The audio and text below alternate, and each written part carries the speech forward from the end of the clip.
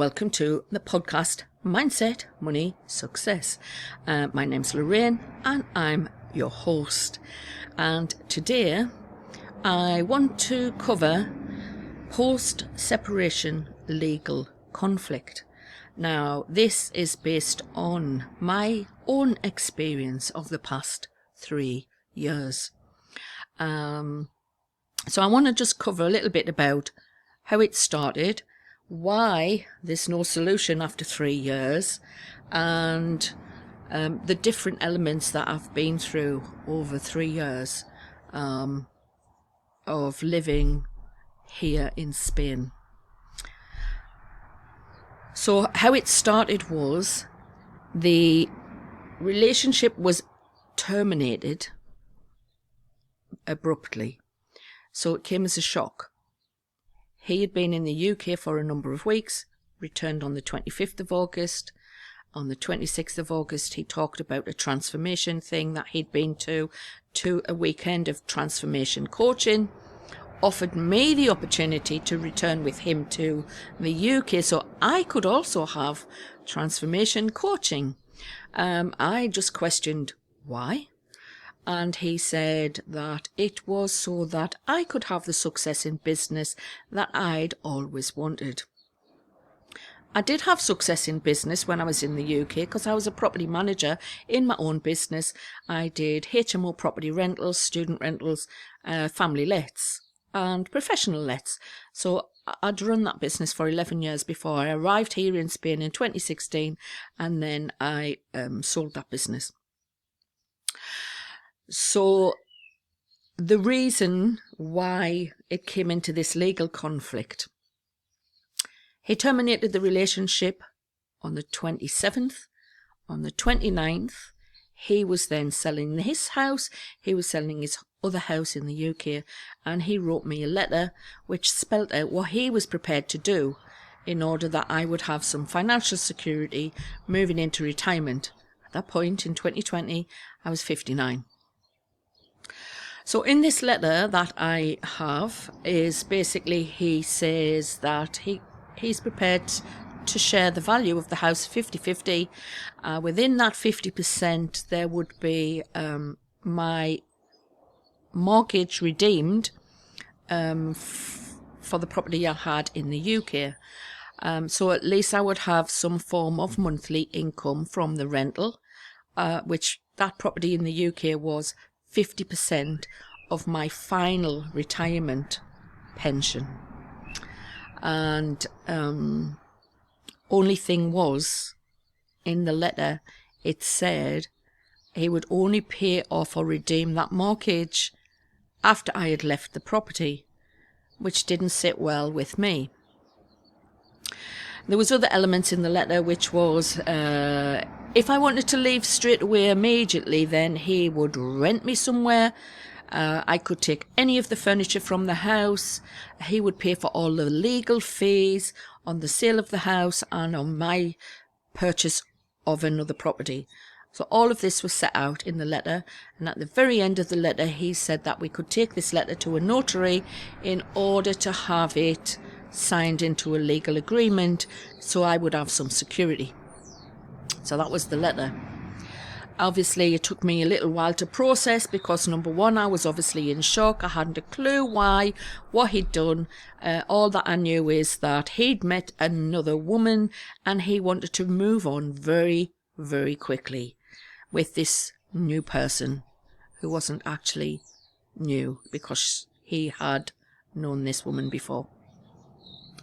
So I'm left in a space of like not knowing what was going on, but I decided to cooperate with his idea of selling the house and instructed agents.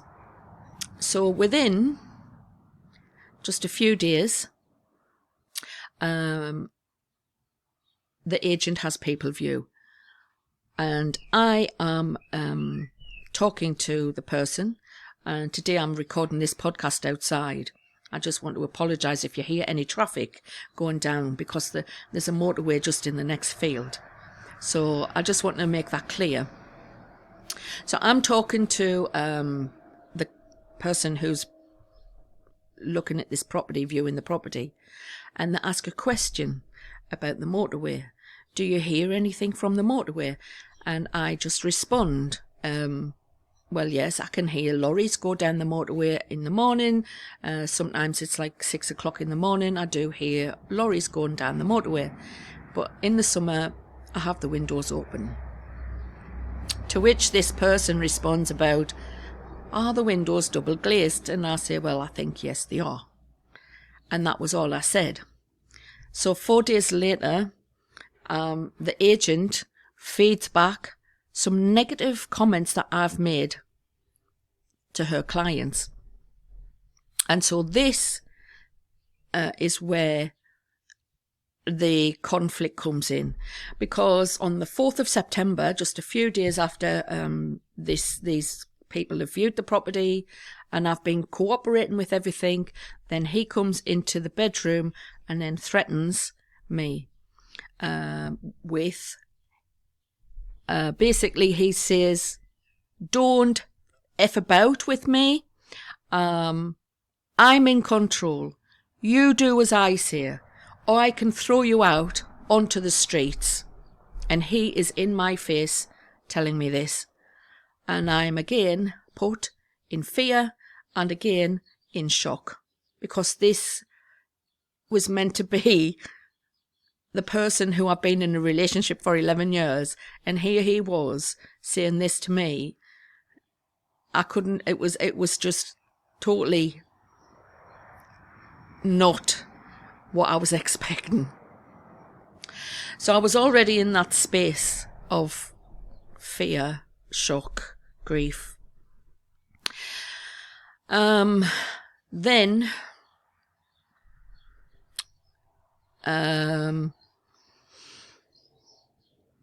that was the first incident.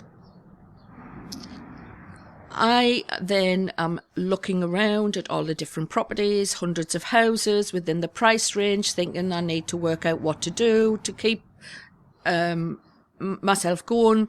And then I find 2 that might be possible. And he actually wants to come and view these properties with me. So we go and look at them. But while I'm looking at these properties and I'm thinking of everything that I've obviously already done to this house and how I've just gotten it to where it's like nice, a home, and then thinking of starting over again, completely fresh and completely new, I was totally in fear. I looked at the house, I looked at how ramshackle it looked, and from that point forward, I was thinking, why do I need to do this? I don't want to start over again.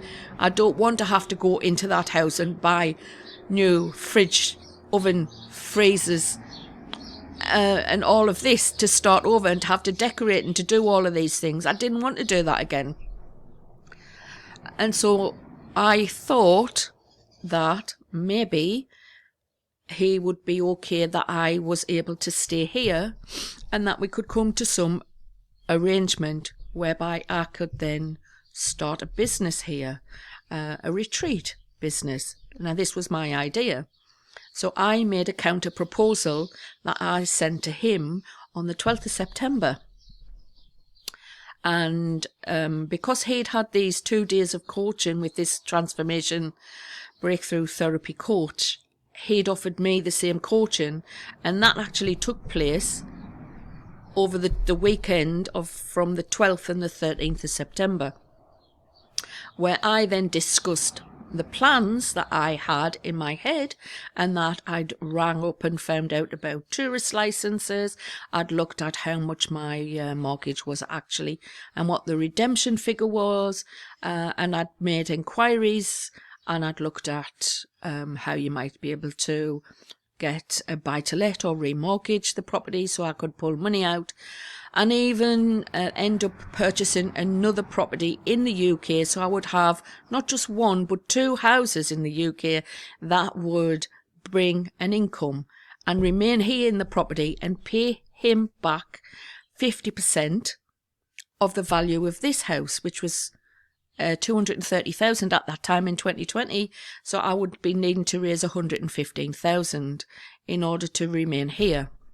And that was my idea, which I'd put together and explained it in an email to him so that we could discuss it.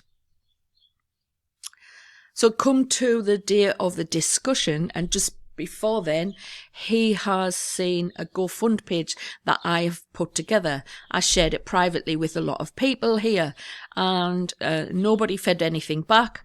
And one person said it was a great idea, and they shared it publicly, and which I didn't want it to be shared publicly.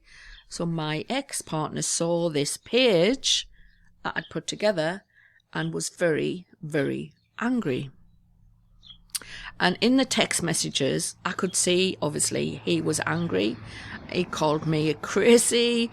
There was a few messages, asked if it was any point in coming to this meeting. And I said, yes, as long as he was not angry and abusive.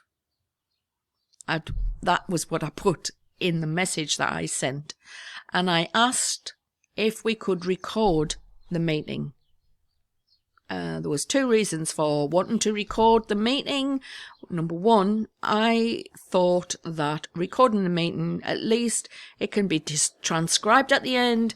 We come to any agreements, it can be transcribed. Then we can take that to a notary and we can sign it. Because I'd put my proposal in an email. He'd considered the proposal, and that's what we were meant to discuss. So the meeting starts on the 15th of September, and we're both sitting in the room next door, and I reach out to get the email to open up the email, and he shuts me down and tells me that I haven't understood anything that he said, and that I need to know what he wants and what he needs. And so I can't even open the email or discuss anything that I've actually wrote, because now I have to sit there and listen to what he wants and what he needs. And that meeting lasted for 26 minutes. And I've still got that recorded on my phone, in which I was again threatened with my suitcases out of the door. I was intimidated. I was humiliated. And it's all on a recording in this phone. So that was how the conflict started, because I had a different idea. I wanted to buy him out of the property that he was leaving me in, because he was going to move into this house of this new woman. He was moving on very quickly to this person, leaving me in charge of selling the house, which was meant to be our house.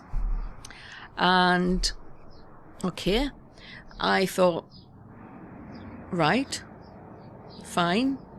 But I had asked if he would pay the mortgage off before he left. I still needed an income. I still needed money in order to buy food and to pay for my car, to pay for my health insurance. I was all in a turmoil. Even an employer would recognise that a person who has gone through that shock and grief would need time off work. And so I don't know why he thought that I would be just able to just continue as if nothing had happened after I'd been threatened twice. That wasn't going to happen. It's a very difficult situation to be in fear and grief at the same time. So after that, there was basically, this is how we've got no solution over the last 3 years. I was being told I needed legal advice. And in Spain, it was 2020 lockdown. It was very difficult to find any solicitors that were open. I did get some legal advice via email. And so the first advice I got was, because I'm not married it would be negotiate, stay in the property, negotiate, right? Also, because of the situation with the threats, the way he was, the verbal abuse that I'd suffered then, at that point, I was told if there was any further abuse, I was to ring a certain number to get help. So that was the first legal advice. Eventually I did find another lawyer to go and seek advice.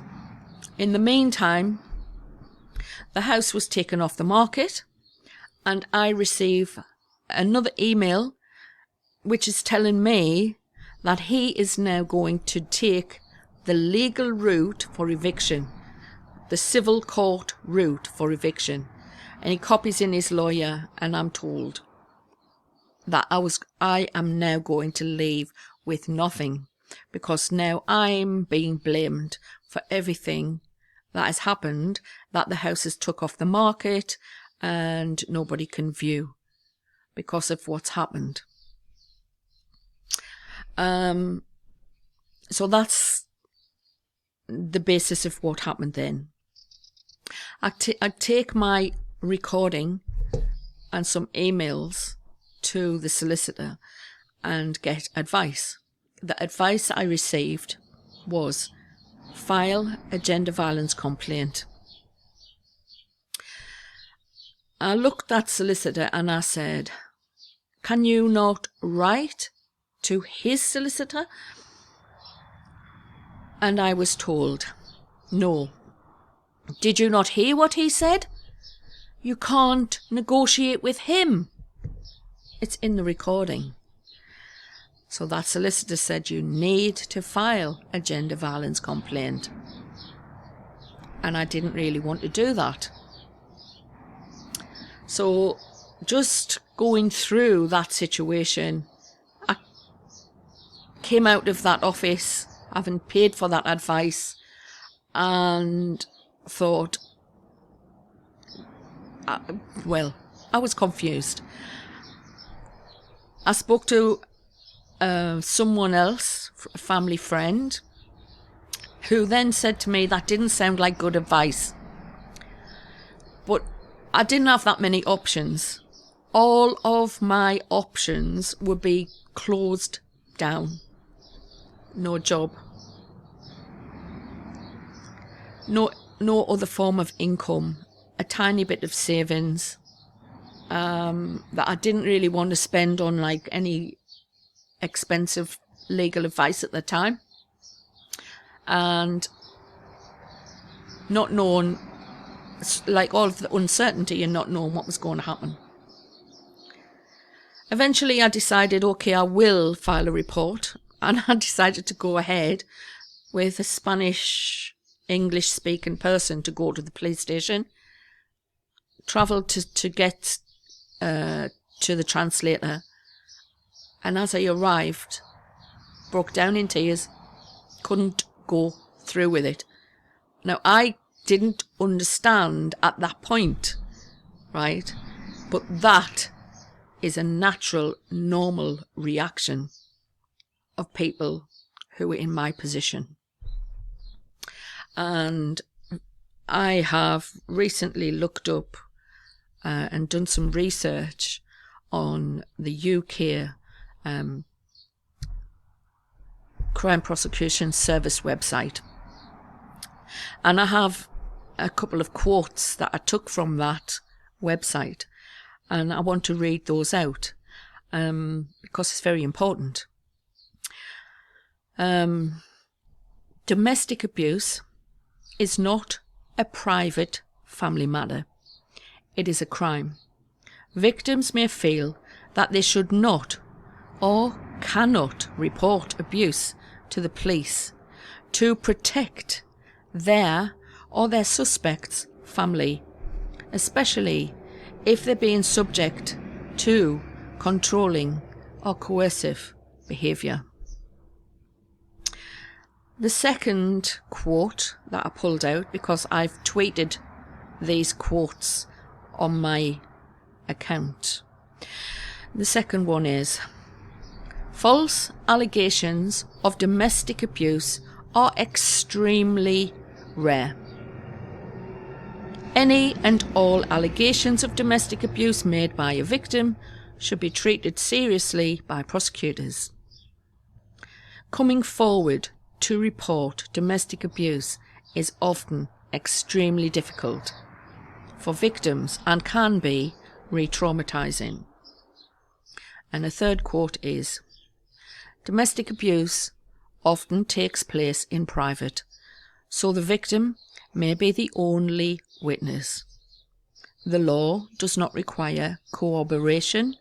Prosecutors can and do proceed on the word of the victim against that of the suspect. So that's from the CPS UK website. Now, I write on my blog at lifechangeplans.com, and so I have numerous articles published there. The law is clear on domestic abuse that coercion and controlling behaviour and emotional and psychological abuse is a crime. How many individuals report this type of crime and or feel that they were listened to and supported? And that was my question. Because I found that although I was being advised to file a gender violence complaint, I didn't really want to do it. I tried to reach out to the lawyer that we had when we first arrived here, the lawyer that looked at the purchase, the solicitor that did our residencia. And I reached out to try and get some negotiations, talks going. I was not wanting to become the enemy. He had already said in the beginning he wanted to end things amicably. We could still remain friends. If I wanted to remain friends, quite frankly, I knew there was no way I would remain friends with anyone who had treated me disrespectfully and who had abused his power over me. So I knew that I didn't want to remain friends with this person any longer. But I didn't want to become the enemy or be blamed for everything that happened. So after I then file the gender violence complaint, I have to appear in the court. I didn't want to be labelled a victim of gender violence. And the first court appearance was 2 days after I'd filed the complaint. Then it took until January of 2021 where the case was heard again. And by March of 2021, the case was dismissed. And I was advised then to go to social services, to go to get other help, because I'd been given free public solicitor. All victims of gender violence in Spain are appointed free legal assistance in the cases of gender violence, which is domestic abuse. And that had ended when the case was dismissed. So I was advised then to go to a charity organisation here in order to get further legal advice. Now this is where the conflicts came in. So I see the lawyers in the gender violence charity, which is called CAVI. And the advice that I received at that point was, don't make any further complaint. You will make him angry. He was already angry. Negotiate is what I was told. I'd already tried to negotiate. I then send the sentence and I get in touch with the original solicitor who would advise to do the complaint, and he reads out the information from the judge and from the sentence, and he sends me an email, and he states, you need to appeal. So on one hand I'm told, don't make any further complaint, you'll make him angry, you need to negotiate. The other solicitor is then telling me, you need to appeal. The gender violence court only heard one minor verbal abuse, not a long case of a bad behaviour. And obviously, I am now even more confused and re-traumatised by the situation. Now, because I'm told to negotiate, I had found a mediation company in the UK who I then instruct to try to connect to the former partner to try and do what that lawyer had said, negotiate. Now, the law is a grey area because, yes, we've got the criminal law on the gender violence, and on the other side there is the laws of precarious eviction. Now, because the relationship that we had been in was not recognised, because we're not married and we hadn't registered a cohabitation relationship in the local authority. Now, in Spain, you can register the relationship with the local authority. It's called para de hecho, right? And this hadn't been done.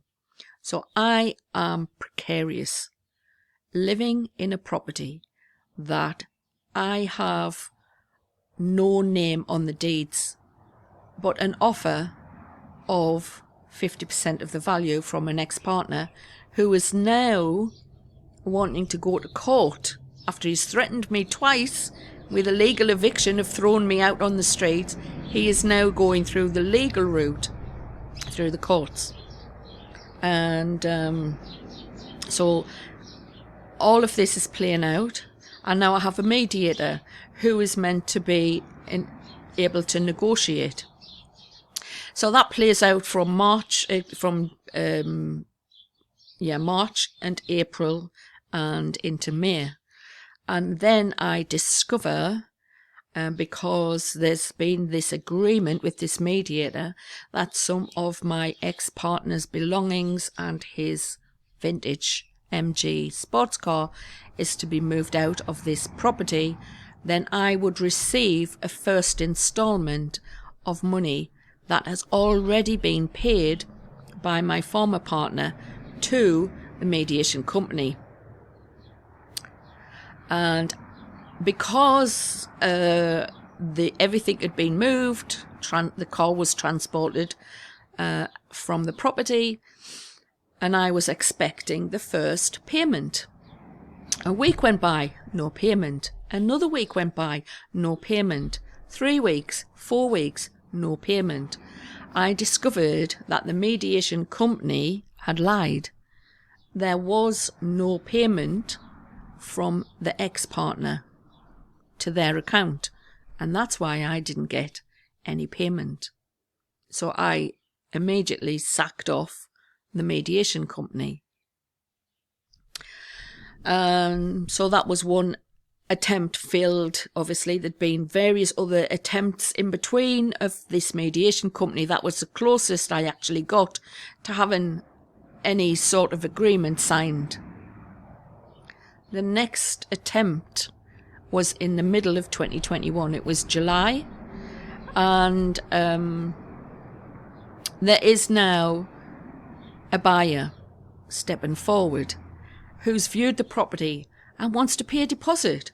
And so this is a point where I actually end up getting a handwritten, signed agreement that money will be paid on sale agreed. So as soon as a sale is agreed, I can then get the payment and move forward. So at this point in July of 2021, the payment has gone from 115,000 to nothing at all.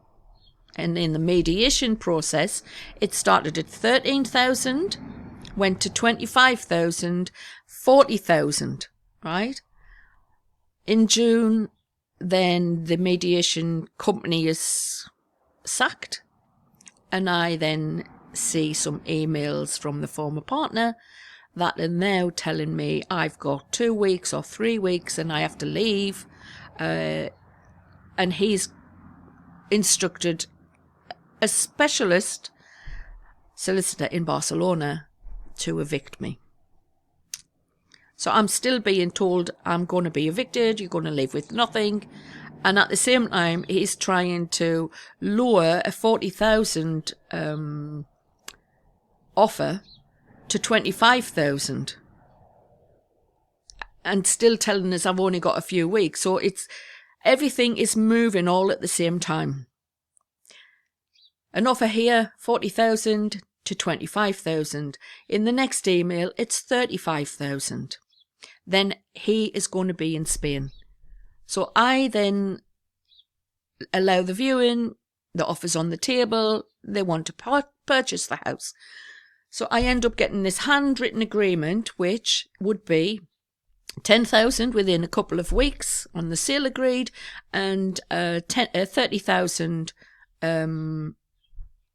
in order to move out, and that would be it. So this is which I have been explained by the solicitors in the gender violence charity. It should be money first, then leave. This is what I was told. Money first, then leave. So I have now typed up the handwritten agreement, which is meant to be going to be signed, and the people come to make another viewing before they go to the notary or to make the deposit. Within that space of time between the former partner leaving the house and these people going to pay, he changes the agreement again.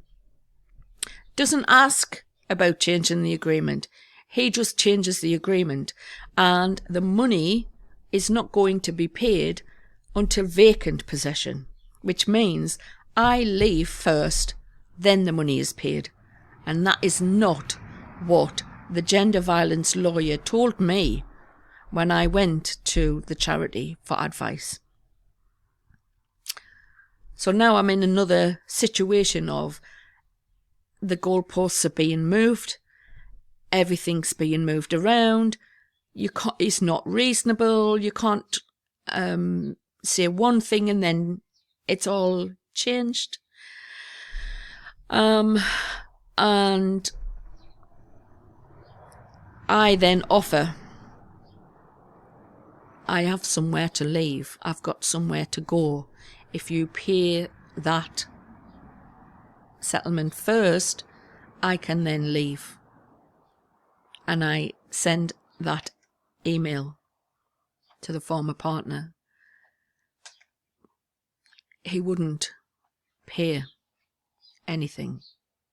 That left me still locked into a situation where I couldn't leave the house. Even when I said I had somewhere to go, he wouldn't pay 40,000 in order that I could start over a new life.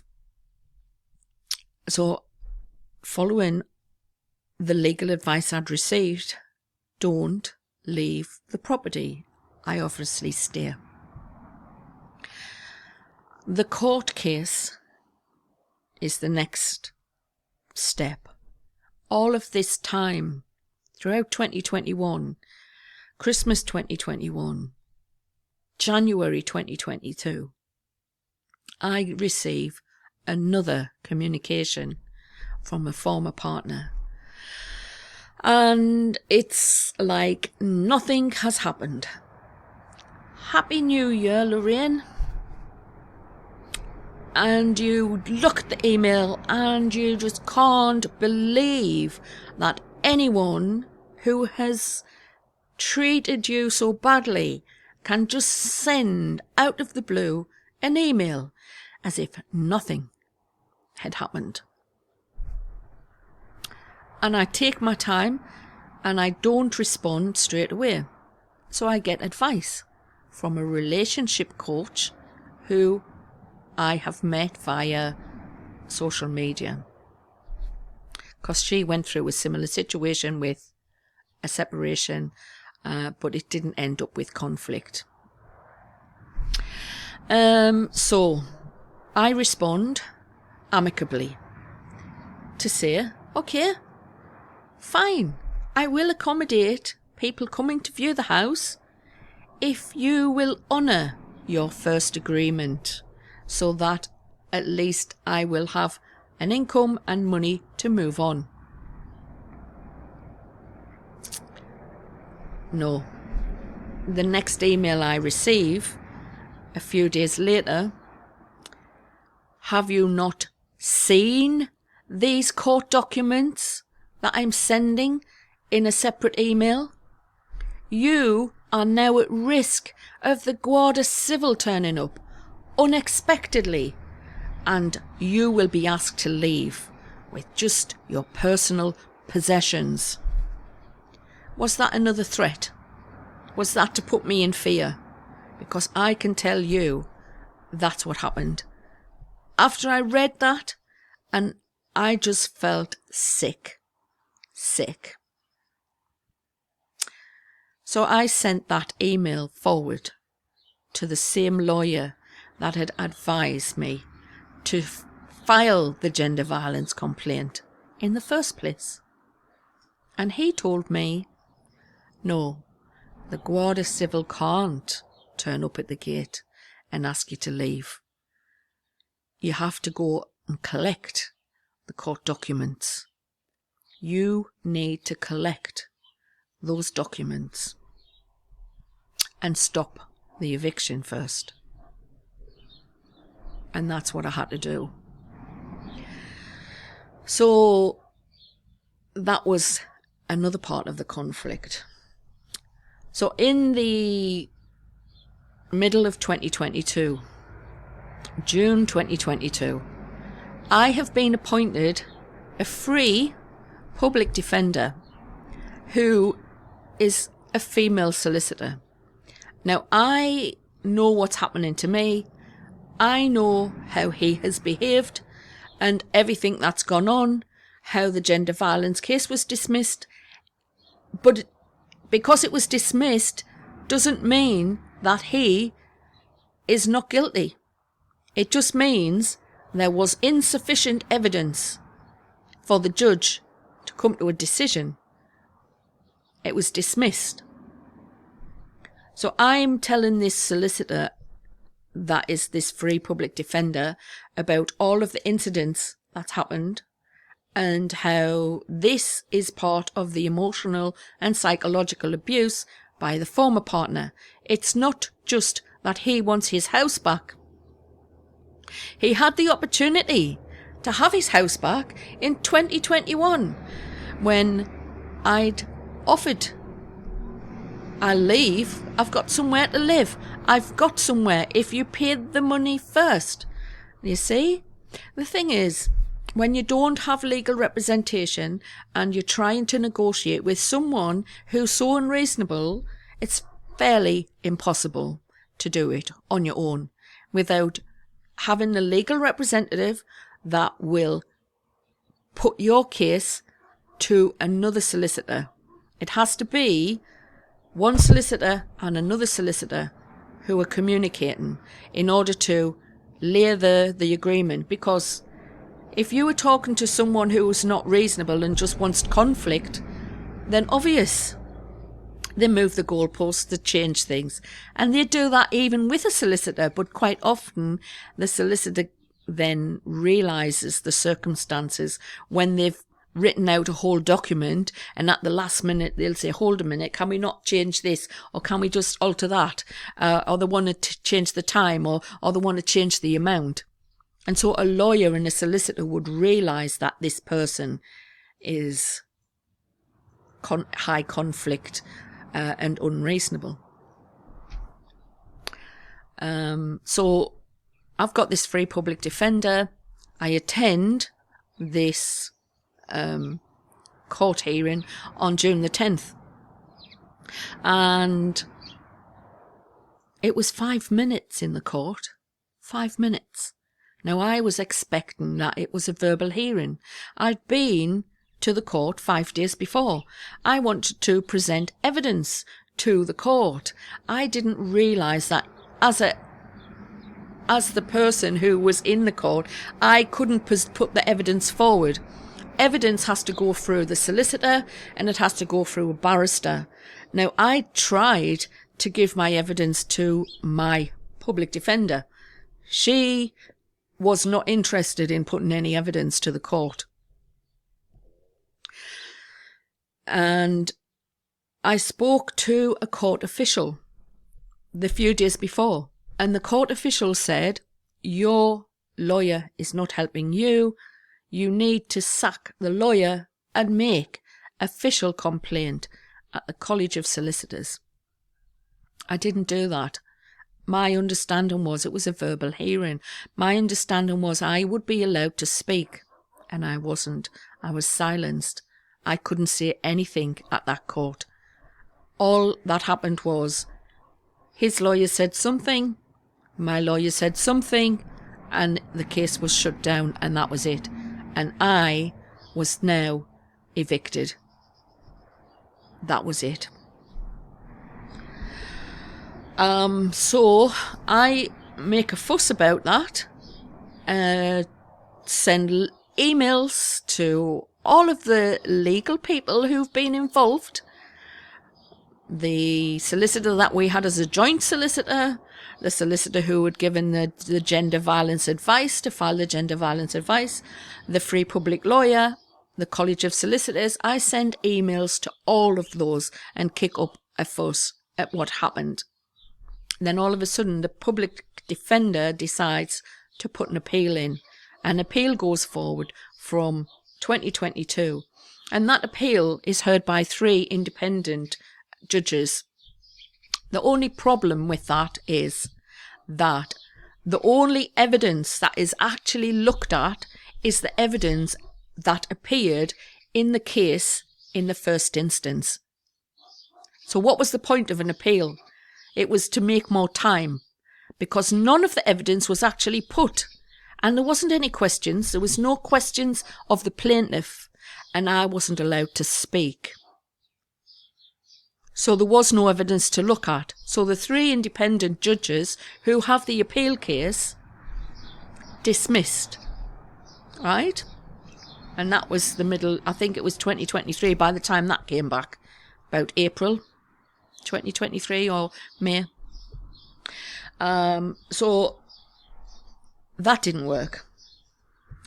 All told, from 2020, when I wrote my alternative proposal, to now, there has been more than 10 failed attempts of either mediation or negotiation, whereby he didn't want to negotiate, or when he did negotiate, he kept changing the time frame or changing the amounts.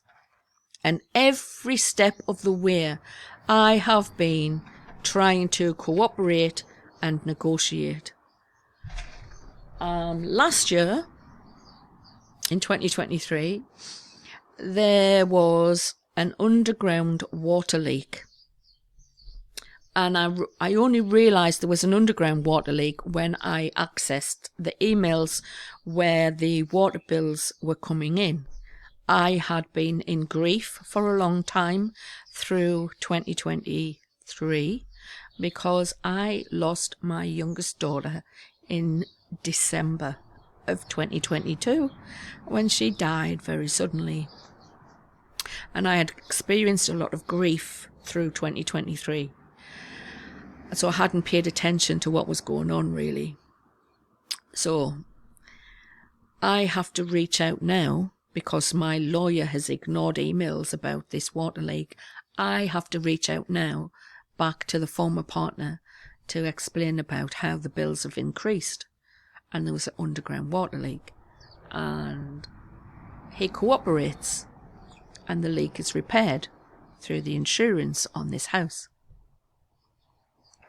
A few weeks later, I notice again a streak of damp earth that goes across the drive. And I know that means that the leak underground is still leaking. And so again, I have to reach out to the former partner and explain as a water leak. And we have some conversation about that, and we come to the conclusion the whole pipe needs to be replaced, but they don't know whether or not the insurance company would actually pay to have the whole of this pipe replaced. And so he wants to send someone to the house. In fact, he did send someone to the house, but he didn't ask me first if it was okay to send someone to the house, and I didn't want to have anyone to the house. And so I just said no, I didn't want this particular person to attend at the house. And he got annoyed by that. So I then decide to investigate the situation. I get in touch with the plumbers who've repaired the leak. I ask them how much it is to run a whole new pipe, and they give me a quote which is like €3,000, which means that they're going to obviously dig up the ground, put a new pipe in and connect it one end and connect it at the other end in order that the water is restored properly. And I thought, well, 3,000 sounds a lot of money. And I asked a friend of mine about how much it might cost to run a new pipe across the land and then bury the pipe in the land once the pipe's connected. And that came to, I think, something like about €200, because plastic pipe here isn't very expensive. It's like €80 for 100 metres of mains water pipe. And then you've got the plumbing cost of obviously connecting it at one end and connecting it at the other. So I replaced the pipe. And then I text the message to a former partner to say, look, I've repaired everything. I've replaced the whole water pipe. And the next thing that happens is 2 days later, the 30th June 2023, I haven't got any water. And I don't know why. So I go right the way down to the water meter to check to see why there's no water, thinking that someone's just turned off the water pipe with the tap at the bottom. And when I get to the water meter, there is no water meter. It's been completely removed. And that is when I find out that I have to ring the water company, and the water company tell me that 2 days before, when I had texted the message to say I've replaced the whole of the water pipe, my former partner terminated the contract for the electricity and terminated the contract for the water, and the water company turned up and removed the water meter. A few weeks later, the electricity company arrive and terminate the meters and take 2 meters out of the meter cupboard, the solar meter and the electricity meter. And so then in 2023, I was left here with no water and no electricity. And my lawyer, who is a criminal lawyer, who I engaged because of other allegations that a former partner put forward at the end of October of 2022, because a former partner had decided to make 7 criminal complaints, allegations against me from 2022, when I published my book, Post-Separation Abuse, Betrayal and Abandonment, What Type of Man? So the 7 allegations were made from 2022, and I received those in October of 2022, and it didn't get heard in the court until September 2023. There was a long period where there's been a lot of Spanish justice strikes, and so there's been a long period of no action through courts. So not only did I have an eviction hanging over my head and an appeal, I had 7 criminal allegations from his same lawyer, which added up. His lawyer had made a request in the court documents for each allegation to carry the maximum prison, which totaled 17 years. Cumulative prison sentence, 17 years for these 7 allegations. So that's 2022 to 2023. So I've appointed a criminal lawyer by now, because I have now had to liquidate my UK pension, sell the property to the tenants who lived there, and liquidate that in order to survive, because I'd run out of money in 2022. I completely ran out of money, despite all of my attempts to earn from my YouTube channel, my blog, and affiliate marketing that I was doing. I'd earned a little, but not a lot. And because of all of the stress, because of all of the trauma, the grief of my daughter dying, it was too much stress and trauma to actually even think straight, let alone perform in a business. And so my financial circumstances suffered. I liquidated my property, which was meant to be my pension. And because I had that money, I was able then to instruct a lawyer, a criminal defense lawyer, for the case and the allegations, the 7 allegations. I still never found any lawyer that would set up negotiations to say, look here, that shouldn't happen, that's wrong, this is the situation, this needs to be addressed, that needs to be addressed. I still didn't find any solicitor that would do that, for despite the advice that I received was, don't file any more gender violence complaints, you'll make him angry. He was already angry. Negotiate.